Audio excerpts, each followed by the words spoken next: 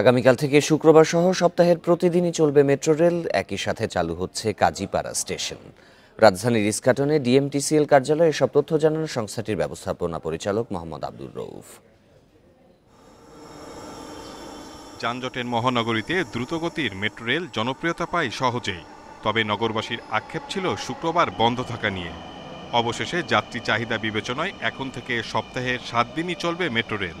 বৃহস্পতিবার সংবাদ সম্মেলনে এসব তথ্য জানান ডিএমটিসিএল এর নতুন ব্যবস্থাপনা পরিচালক। 7 দিন মেট্রো রেল চলবে।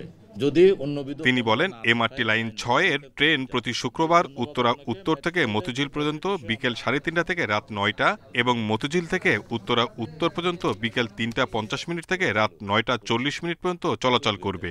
আগামী শুক্রবার অর্থাৎ 20 তারিখ 3:30 থেকে মেট্রো রেলের শনি শুক্রবারের অপারেশন উত্তরা উত্তর থেকে শুরু হবে এবং মতিঝিলে এটা শেষ হবে। এখন শুরু হচ্ছে আমাদের 7 দিনের মেট্রো রেলের যাত্রা।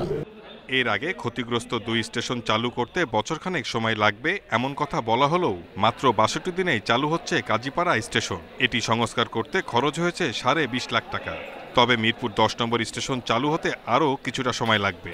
সম্মিলিত প্রচেষ্টায় আমরা এটা স্বল্প খরচে আমরা বলবো যে কাজীপাড়াটা জনগণের জন্য কালকে উন্মুক্ত করে দিচ্ছে। যাত্রীদের নিরাপত্তার সাথে আমাদের নাসির গ্লাসের মানব হলো যেটা টেম্পার্ড করে আমরা লাগাচ্ছি যাতে এটা নিরাপদ হয়।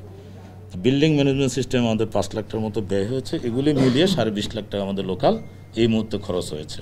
কর্তৃপক্ষ জানিয়েছে প্রতিদিন চলাচল করে মেট্রো রেলের 198টি ট্রিপ। যাত্রী পরিবহন হয় গড়ে 3 লাখ। চলতি মাসে এ পর্যন্ত আয় হয়েছে 20.67 লাখ টাকা। Shahid Ahmed, independent news, Dhaka.